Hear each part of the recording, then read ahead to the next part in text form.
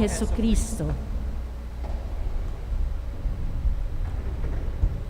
Magandang umaga po uli sa inyong lahat. Noong 1988, inanyayahan po akong magturo sa Johann Wolfgang Goethe Universität sa Frankfurt, Germany. Isang semester, isinulat ko po itong libro. Dieses Buch eröffnet ein kritisches Gespräch zwischen der europäischen Form der Theologie und einer im Rahmen philippinischer Kultur und Gesellschaft neu entwickelten Theologie. Pag Bisaya ka, bagay ang accent mo sa German. Pero maliban doon, ang sinasabi dito ay ang libro hinahambing yung makakanluran, Western way of thinking, na pamamaraan ng pag-iisip at yung makasilangan, lalo na ang Pilipino way of thinking. Maraming isyo ang tinalakay, isa lang para maging angkop tayo sa Ebanghelyo ngayon at sa ating pagdiriwang ng 500th anniversary ng ating pagiging Katoliko. Ang pag-iisip ng mga German, entweder oder. Yung sa atin, beide und.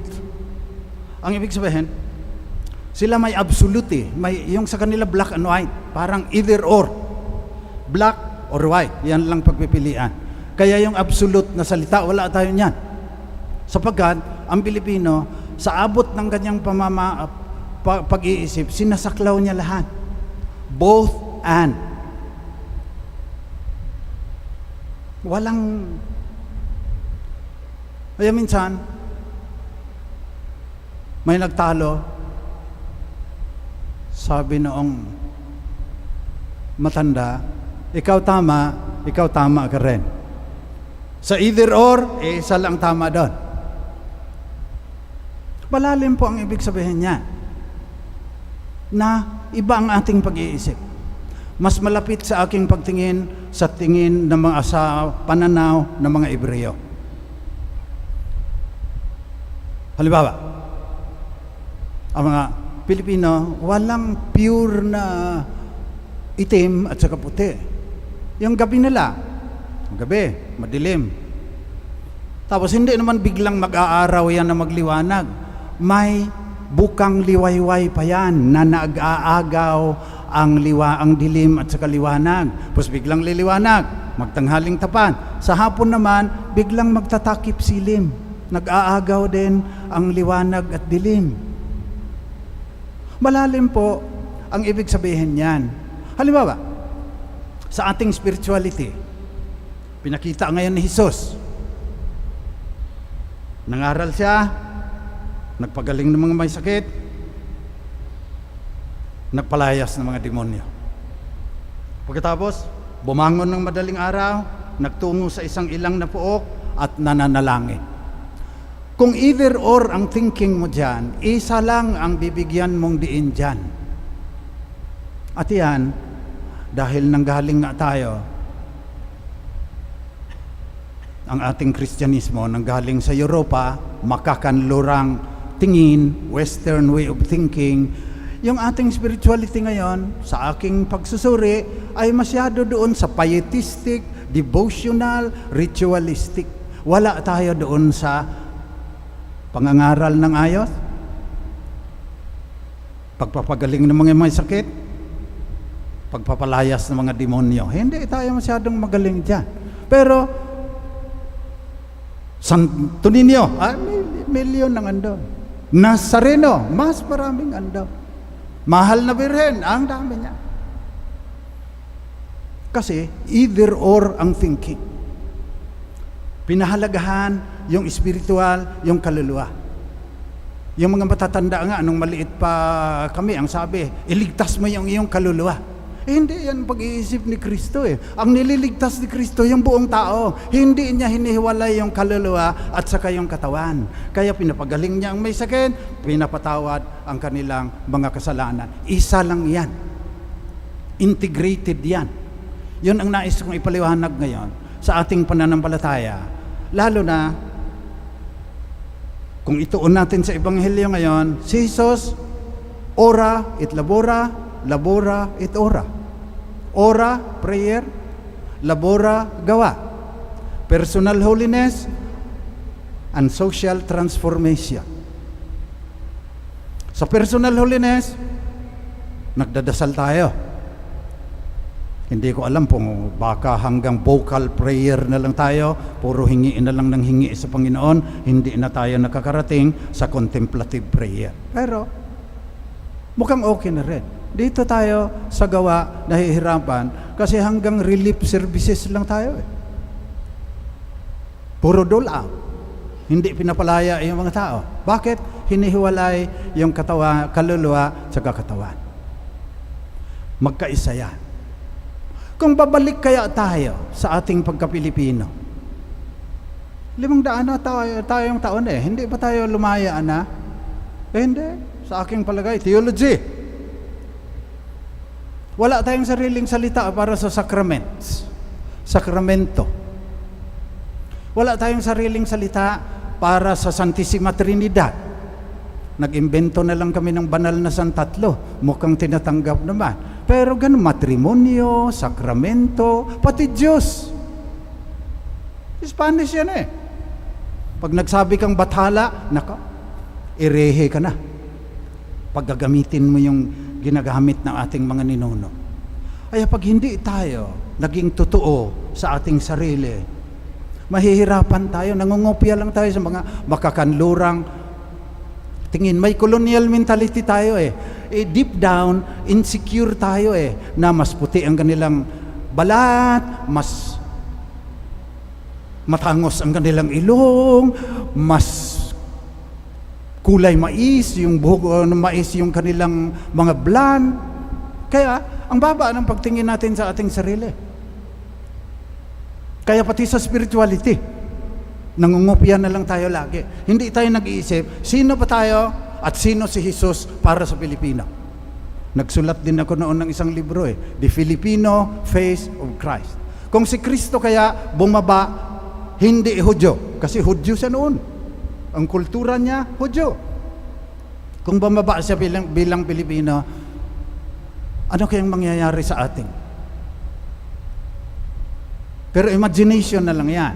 Ang ibig kong sabihin, ang tunay na nangyari sa kasaysayan, naging Griego, gaya ni St. Paul, sabi niya, ginagawa ko ang lahat ng ito upang makabahagi ako sa maintindihan siya noong kaniyang pinapangaralan. Kaya nag-Griego. Lahat ng New Testament, Griego na yun eh. Wala nang Hebrew dyan. So, naging Griego. Pagdating naman, yung mga theologian na Griego ang pananalita, ginamit na yung Plato, Aristotle, Socrates, dualistic yung Greek philosophy. Kaya, hatiin natin ang ora at labora. Doon nang galing lahat yan. Kung Pilipino kaya tayo pagkatapos both and, isa lang yan. Paano kaya ang ating kilos ngayon? How should we approach God using ora et labora na kagaya ni Jesus, gumawa, nagdasal? Kung pag-isipan lang natin, mayroon tayong mga pag-iisip na maganda rin eh, na hindi mo maisip kung gagamitin mo yung salitang banyaga. Nakinig naman sa akin yung mga German. Hindi naman ako iimbitahin kung wala akong sinasabi doon. Ang ibig ko lang sabihin, mayroon pang ang mas matalino, ang mas marami siguro silang insights tungkol sa ating pananampalataya. Kaya napakahalaga ng pananaw. Halimbawa, ano ang tunay na pananaw ng simbahan dito sa ora et labora na sinaunang panahon pa? Ito na ang pamamaraan para lumapit sa Diyos at sa kasakapwa. Ora et labora. Personal holiness and social transformation. Yung mga hospital, Katoliko ang nagsimula niyan, mga Kristiyano ang nagsimula niyan. Yung mga university, mga Kristiyano ang nagsimula niyan noon. Ngayon, hiwalay na tayo sa academe, hiwalay na tayo sa politics, hiwalay na tayo sa economics, dahil sa Greek.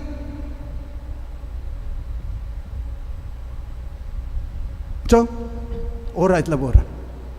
Ang una dyan, isa lang yan. Integral yan. Interconnected yan. Gaya ng lahat ng bagay dito sa universe. Ang lahat ng bagay magkaugnay. Iugnay mo yan. Para, ang dasal mo, ang siyang babalangkas kung ano ang dapat mong gawin. At yung iyong ginagawa, para mabago ang lipunan, marinig ang hinaing ng mga mahirap, magbibigay kulay din sa iyong panalangin. Integral, interconnected. Ang pangalawa, sa turo din ng simbahan, dynamic yan. Growth is an essential feature in the spirituality of Christianity. Kaya yung sinasabi ng Panginoon, a sower went out to sow. Nagsabog ng binhi, tutubo yan. Iba-iba ang tutubuan yan, uri ng lupa. Yung kaharian ng Diyos, sabi ng Panginoon, parang butil ng mustasa, lalaki yan. Growth. Ang ibig sabihin, in the interplay, interconnection between your prayer and your work, you should grow in spirituality. Kaya kailangan, may rubrics ka. May standards for judging ka. Did I grow in spirituality? Gaano nakatagal kayo nagsisimba at nagdarasal? Paano mo nalaman na yung biyaya ng Diyos na ibinuhos sa iyo nung pagsisimba mo at pagdarasal, nagbunga yan? Kailangan examination of conscience. Sasayangin mo yung biyaya ng Diyos kung parang wala lang nangyari, parang inulan sa gabi na hindi tumagos hanggang sa kaibuturan. Baka ganyan ang grace ng Diyos sa atin. Kailangan tayo umunlad sa ating pakikitungo sa Kanya at sa ating pagmamahal sa kapwa. Ang pangatlo, itong interplay ng ora et labora, itong spiral na you grow, you approach God more closely. Ang pangatlo niyan, may patutunguhan yan. Teleological ang tawag dyan. Respice finem, sabi ng mga Roman. Tignan mo kung saan patutunguhan mo. Ang patutunguhan yan ay in new heaven and in new earth. So ganyan ang huhubog sana sa ating spirituality in the context of being Filipino. Brown ang balat, pango ang ilong ng marami, dito nakatira sa 7,000 mga pulo. Paano natin magiging totoo sa ating sarili? Pag hindi tayo naging totoo sa ating sarili, kung manatili pa rin tayo pagkaraan ng 500 taon na banyaga sa ating pagka-Pilipino, sa ating pakikitungo sa Diyos, sa ating paggawa at panalangin, mahihirapan tayo. Tingnan mo yung hirap ngayon. Nagyayabang tayo. 80 million Catholics. Number 2 naman sa corruption. Number 1 nga tayo, sinuhulan lang yung nag-survey para nakakahiya naman kung tayo ang number 1. Nakakahiya. 10 milyon kung Mike Nazareno, billion ang nawawala sa PhilHealth, inconsistent. Bakit?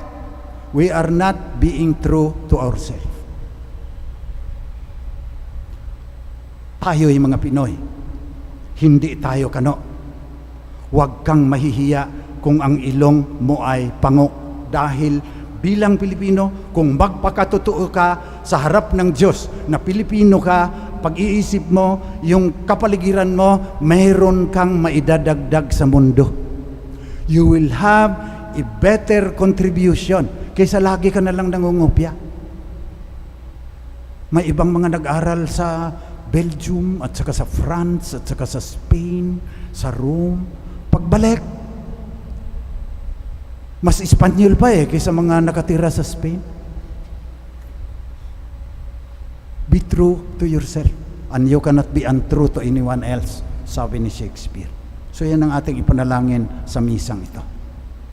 Na sana, itong traditional Catholic spirituality na ora et labora, isa sa buhay natin bilang mga tunay na Pilipino, 500 ng Kristiyano at nagsisikap pa rin hanggang ngayon ng pagiging totoo sa ating sarili.